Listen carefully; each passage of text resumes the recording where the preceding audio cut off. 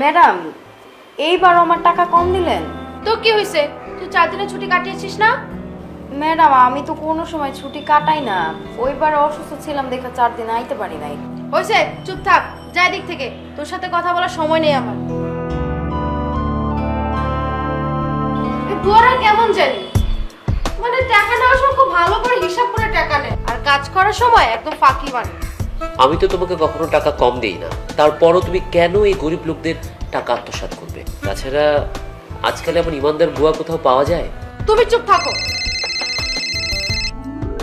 কেমন আছো মা তোমরা? এই তো মা ভালো। মা আপনি কেমন আছেন? এই তো আলহামদুলিল্লাহ। আচ্ছা মা শোনো, আমি কিন্তু আসতেছি, বুঝছো? আচ্ছা মা, আপনি আসলে আমি ভীষণ খুশি হব। আচ্ছা ঠিক আছে, এখন রাখি মা।